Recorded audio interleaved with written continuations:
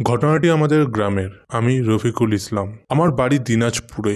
সঙ্গত কারণে আমি গ্রামের নাম বলবো না। আমার গ্রামে একটি পালং গাছ আছে, দেখতে বট গাছের মতোই, কিন্তু জোর থাকে না। সেই পালং গাছের নিচে এক বৃদ্ধ লোককে স্বর্ণের হুক্কা খেতে দেখা যেত। গ্রামের অনেক মানুষই দেখেছে তাকে, কিন্তু সবাই জানে জায়গাটি হন্টেড। ওখানে রাতের বেলা তো দূরের কথা, দিনের বেলাও সেখানে কেউ যেতে ভয় পেত। ওই পালং গাছের সাথে এক লোকের জমি ছিল।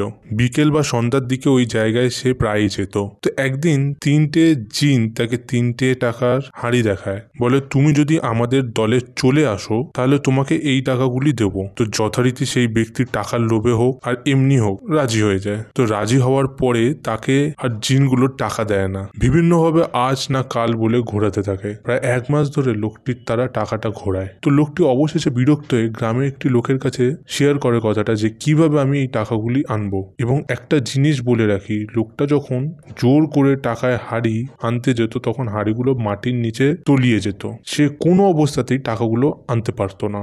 গ্রামের লোকটা অ্যাডভাইস দিল যে তুমি একটা কাজ করো, তুমি 3টে গরুর হাড় সাথে নিয়ে যাও। যদি তোমাকে টাকা দিতে না চায় তাহলে তুমি হাড়ি 3টের ওপরে গরুর হাড় রেখে দেবে। তো সেদিন সে টাকার হাড়ি আনতে গেল।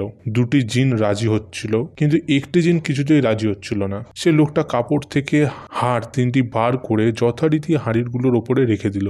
এবার আগের বারের মতো হাঁড়িগুলি নিচে তলিয়ে গেল না, শুধু কাঁপতে থাকলো এবং জিন 3টি গায়েব হয়ে গেল। তো সে যথারীতি আরাম করে হাঁড়ি 3টে উঠিয়ে নিয়ে আসে এবং একটি ঝুপের ভেতর লুকিয়ে রাখে এবং তারপরে বাড়ি চলে যায়। এরপর রাতে তিনি সেখানে আসে এবং হাঁড়ি 3টি নিয়ে নিজের ঘরের খাটের নিচে পুঁতে রাখে এবং তার স্ত্রীকে বলে জায়গাটা সুন্দর করে ভরাট করে দাও, যেন কেউ বুঝতে না পারে। এর পরের দিন একটা ঘটনা ঘটে। সেই লোকটা কোনো কারণে পাগল হয়ে যায়। তখন গ্রামবাসী তাকে সুস্থ করার জন্য একজন ওঝাকে নিয়ে আসে। তো সেই ওঝা একটি বিশেষ্য ছিল যে তার 2টি স্ত্রী ছিল। একটি স্ত্রী ছিল মানুষ আর একটি স্ত্রী ছিল জিনদের মেয়ে। যথারীতি সেই ওঝা চলে আসে, এসে একটি বালতি নেয়। সেই বালতিতে কিছু জল নেয় এবং গ্রাম থেকে একজন লোক নেয়। সে লোকটির ভালো করে চোখ বেঁধে বলে সেই পানিতে তাকাও। লোকটি চোখ বাঁধা অবস্থায় জলে তাকায় আর তিনি সব দেখতে থাকে এবং সব বলে দেয় যে কি ঘটেছিল। তারপর সেই ওঝা বলে আপনারা কি কেউ টাকা এনেছেন জিনের কাছ থেকে? তখন তার স্ত্রী বলে যে আমরা টাকা আনিনি, অর্থাৎ সে অস্বীকার করে। তখন গ্রামবাসী মনে করে হয়তো এই তান্ত্রিক বা ওঝাটা মিথ্যে কথা বলছে।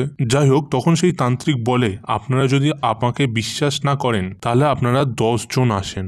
আপনারা যদি এই বালতিটি উঁচু করতে পারেন তাহলে বুঝবেন আমি মিথ্যে বলছি। তো যথারীতি 10 জন আসে, বালতিটির ভিতরে বাঁশ ঢুকিয়ে 10 জনে ওঠানোর চেষ্টা করে, কিন্তু উঠাতে পারে না। তখন সেই তান্ত্রিকটি বলে আমি সেই জিনগুলোকে ধরার চেষ্টা করছি, হয়তো আমি জিনদের ধরতে পারবো না। কিন্তু তখন দেখা গেল ঘরের ভেতরে অনেক কিছু ছিল, যেমন ধান, আরো কিছু জিনিসপত্র উড়ে উড়ে বাইরে পড়ছে একটি নির্দিষ্ট জায়গার ভিতরে। অবশেষে ঘরটা শান্ত হয়ে গেল। তখন তান্ত্রিক বলল আমি ঘরটা শান্ত করে দিয়েছি, কিন্তু টাকা ফেরত না দেওয়া পর্যন্ত ওরা ছাড়বে না। যদি টাকা নিয়ে থাকেন ফেরত দিয়ে দিন।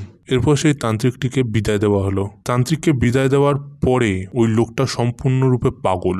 লোকটির স্ত্রী কিছু কিছু টাকা নিয়ে গ্রামে জমি কিনতে থাকে। তখন গ্রামে মানুষ তাকে বলে তোমরা হতদরিদ্র, তোমরা জমি কেনার টাকা পাও কোথায়? তখন লোকটির স্ত্রী বলে আমার ভাইয়ের কাছ থেকে, আরো আত্মীয় স্বজনের কাছ থেকে ধার নিয়ে জমি কিনছি। তারা রাতারাতি অনেক বড় লোক হয়ে যায়। সে পাগল থাকা লোকটি বাড়ির বাইরে দড়ি দিয়ে বাঁধা ছিল। উত্তর অঞ্চলের যারা ছিলেন তারা হয়তো জানেন সেইখানে বৃষ্টির সময় উপর থেকে গোল্ডেন কালারের সাপ পড়ে।